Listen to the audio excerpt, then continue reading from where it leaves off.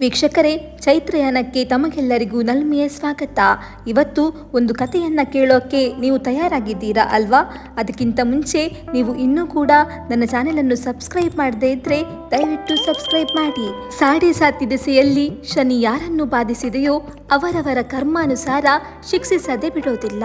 ಶನಿದೇವರು ಲೋಕಪಾಲ ಶಿವನನ್ನು ಕೂಡ ಬಿಡೋದೇ ಇಲ್ಲ. ಒಮ್ಮೆ ಶಿವನಿಗೂ ಸಾಡೆ ಸಾತಿ ಕಾಲ ಆರಂಭವಾಗಿರುತ್ತದೆ. ಆಗ ಶನಿದೇವರು ಶಿವನ ಬಳಿ ಹೋಗ್ತಾರೆ. ನಿಮಗೀಗ ಸಾಡೆ ಸಾತಿ ಶುರುವಾಗಿದೆ, ಹಾಗಾಗಿ ನಿಮ್ಮನ್ನು 3.5 ಗಂಟೆಗಳ ಕಾಲ ನಾನು ಹಿಡಿಯಬೇಕಿದೆ, ಅದಕ್ಕೆ ಅವಕಾಶ ಕೊಡಬೇಕು ಎನ್ನುತ್ತಾರೆ.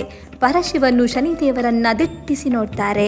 ಆಗ ಶನಿದೇವರು ಪರಶಿವನಿಗೆ ಒಂದು ಮಾತು ಹೇಳ್ತಾರೆ. ಪ್ರಭು, ಶನಿಕಾಲ ಬಂದಾಗ ಯಾರನ್ನು ಬಿಡಬೇಡ ಎಂದು ನೀನೇ ಆಜ್ಞೆ ಕೊಟ್ಟಿದ್ದೆ, ಜ್ಞಾಪಕವಿದೆಯಾ?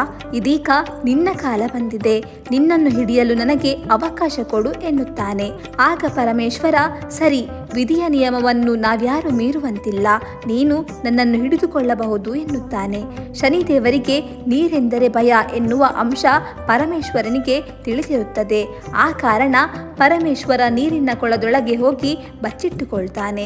ಪರಮೇಶ್ವರ ನೀರಿನೊಳಗಿದ್ದ ಕಮಲ ಪುಷ್ಪಕ್ಕೆ, ನಾನು ಚಿಕ್ಕವನಾಗಿ ನಿನ್ನ ಪುಷ್ಪದ ಮೇಲೆ ಕೂಡಲೇ ಎಂದು ಕೇಳಿಕೊಳ್ಳುತ್ತಾನೆ. ಕಮಲ ಪುಷ್ಪವು ಖುಷಿಯಿಂದಲೇ ಒಪ್ಪಿಕೊಳ್ಳುತ್ತದೆ. ತನ್ನ ಪುಷ್ಪದ ಮೇಲೆ 3.5 ಗಂಟೆಗಳ ಕಾಲ ಪರಮೇಶ್ವರನಿಗೆ ಕುಳಿತುಕೊಳ್ಳಲು ಒಪ್ಪಿಗೆ ನೀಡುತ್ತದೆ. ಇತ್ತ ಶನಿದೇವರು ಕೊಳದ ಆಚೆಯ ಬದಿಯಲ್ಲೇ ಕಾಯುತ್ತಾ ಕುಳಿತಿರುತ್ತಾರೆ. ಆಗ ಪರಮೇಶ್ವರ ಶನಿದೇವನನ್ನ ಕಂಡು, ನೋಡಿದೆಯಾ ನಾನು ನಿನ್ನ ಕೈಯಿಂದ ಹೇಗೆ ತಪ್ಪಿಸಿಕೊಂಡೆ ಅಂತ ಎನ್ನುತ್ತಾನೆ. ಆಗ ಶನಿದೇವರು, ಮಹಾದೇವ, ನಾನೇನು ಮಾಡಬೇಕೆಂದುಕೊಂಡು 3.5 ಗಂಟೆಗಳ ಕಾಲ ನಿನಗೆ ಕಾಟ ಕೊಡಬೇಕೆಂದಿದ್ದೆನೋ ಅದನ್ನು ನೀನಾಗಿಯೇ ತಂದುಕೊಂಡಿದ್ದೀಯ ಮಹಾದೇವ. ನನ್ನ ಭಯದ ಕಾರಣ ನೀನು ಹೂವಿನೊಳಗೆ ಅಡಗಿ ಬೆದರಿದ ಹರಿಣಿಯಂತೆ ಕುಳಿತುಕೊಂಡಿದ್ದೀಯ. ಈಗ ಏನು ಹೇಳುವೆ ಎನ್ನುತ್ತಾರೆ. ಹೀಗೆ ಶನಿದೇವರ ಕುದೃಷ್ಟಿಯಿಂದ ತಪ್ಪಿಸಿಕೊಳ್ಳಲು ಯಾರಿಂದಲೂ ಸಾಧ್ಯವಿಲ್ಲ. ಶಿವ ಮತ್ತು ಶನಿಯ ನಡುವಿನ ಸಂವಾದವನ್ನ ಕಮಲ ಪುಷ್ಪವು ಕೇಳಿಸಿಕೊಳ್ಳುತ್ತದೆ. ಕಮಲ ಪುಷ್ಪವು ತನಗೊಂದು ಪರಶಿವನನ್ನು ಪ್ರಾರ್ಥಿಸುತ್ತದೆ. ಹೇ ಪರಮೇಶ್ವರ, ಮಹಾಲಕ್ಷ್ಮಿ ಮತ್ತು ಮಹಾಸರಸ್ವತಿ ನನ್ನ ಮೇಲೆ ಸದಾ ಕುಳಿತುಕೊಳ್ಳುತ್ತಾರೆ. ಈ ದೇವತೆಗಳ ಆರಾಧನೆಗೆ ಪ್ರತಿಯೊಬ್ಬರು ನನ್ನ ಹೂವನ್ನೇ ಬಳಸುತ್ತಾರೆ. ನನ್ನ ಪೂಜೆಯನ್ನು ಮಾಡುವವರಿಗೆ ದೊರೆಯುವ ಲಾಭವನ್ನು ತಿಳಿಸು ಎಂದು ಕೇಳಿಕೊಳ್ಳುತ್ತದೆ.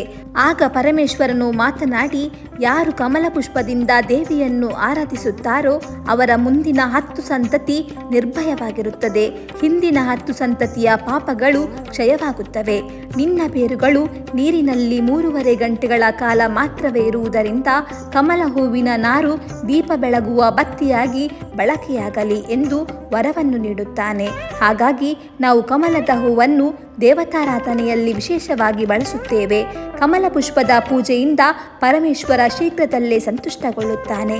ಈ ಕತೆ ನಿಮಗೆ ಇಷ್ಟ ಆದರೆ ಕಮೆಂಟ್ ಮಾಡಿ. ಇನ್ನಷ್ಟು ಕತೆಗಳಿಗಾಗಿ ನನ್ನ ಪೇಜನ್ನು ಸಬ್ಸ್ಕ್ರೈಬ್ ಮಾಡಿ. ಧನ್ಯವಾದಗಳು.